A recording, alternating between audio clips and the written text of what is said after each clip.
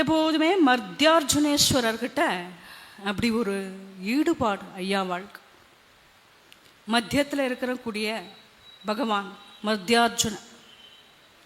திருநெல்வேலி ஜில்லாவில் இருக்கக்கூடியவர் புட்டார்ஜுனன் ஒரு சிவபெருமான் அங்கே இருக்கிறார்.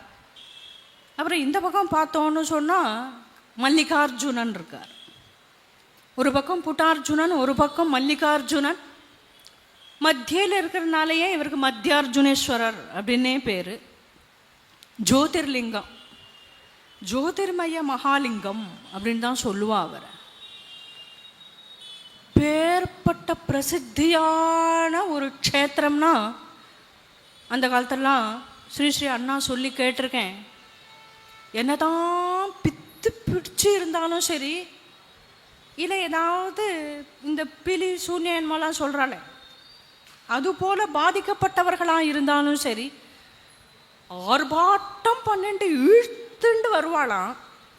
அப்படி வரக்கூடியவர்களை கூட இந்த திருக்குளத்துக்கே காருண்யாமிர்த தீர்த்தம் அப்படின்னு பேர்.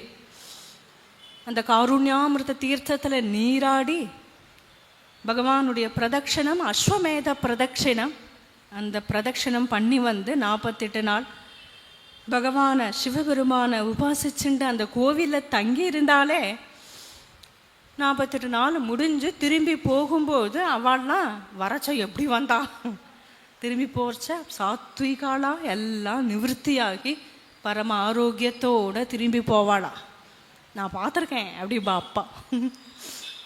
அப்பாவுக்கும் தனி ஈடுபாடும் மகாலிங்கத்தின் இடத்துல.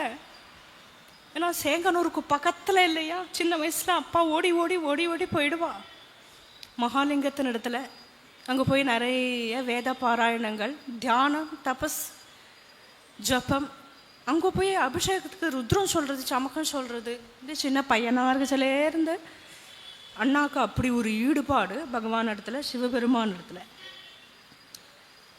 இங்கே ஐயாவாளுக்கு அவருக்கும் தனித்த சம்பிரதாயம் இருக்கு இல்லையா, தனது அனுஷ்டானங்கள் வச்சுருக்காரே. சாயங்காலம் தான் எல்லாம் பூர்த்தி பண்ணிப்பார். அவருக்கு தினமும் ஒரு ஆன்மீகம். ராத்திரி சாயங்கால வேலையில் நடக்கக்கூடியதான பூஜை அர்த்த ஜாம பூஜை இல்லையா, அதில் போய் மகாலிங்கத்தை தரிசனம் பண்ணிட்டு வர்றது வழக்கம் ஐயா வாழ்க்கை. தினமும் தினமும் ஆசையாக ஓடி வருவார், ஓடி வந்து தரிசனம் பண்ணுவார். பெரும்பாலும் எல்லாருக்கும் தெரியும் இந்த டைமுக்கு வருவார் அவர் அப்படிங்கிறது. உள்ளே இருக்கக்கூடிய குழுக்களுக்கும் வரக்கூடிய பக்தாளுக்கும் எல்லாருக்குமே தெரியும்.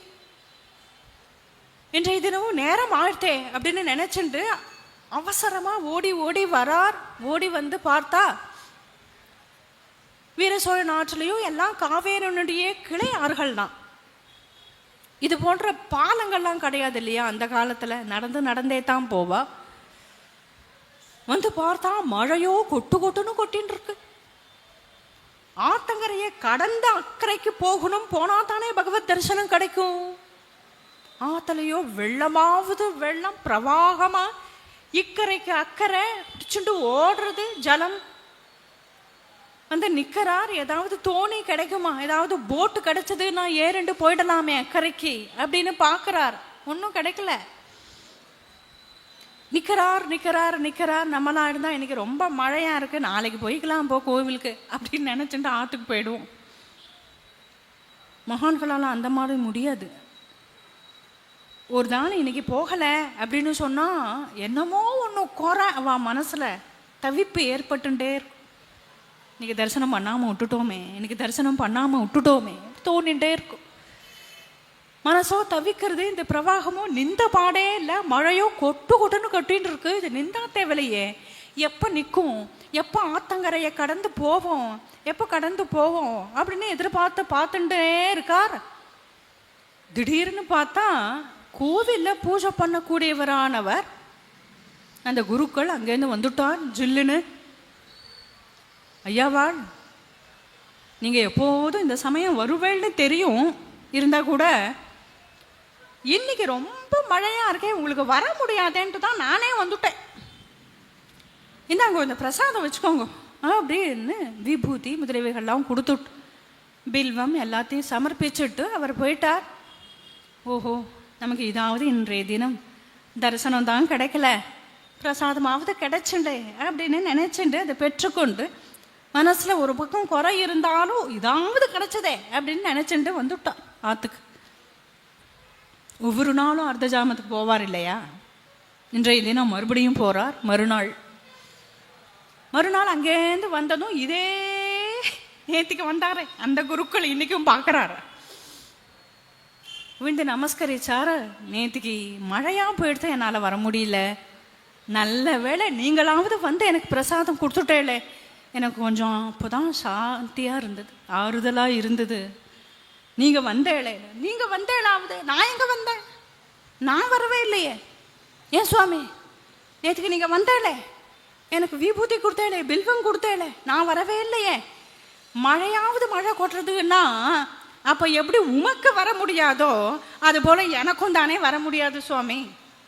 நான் வந்தேன்னு நீங்கள் எப்படி சொல்கிறேள் அப்படின்னு திகைச்சு போயிட்டார் ஐயாவாள்.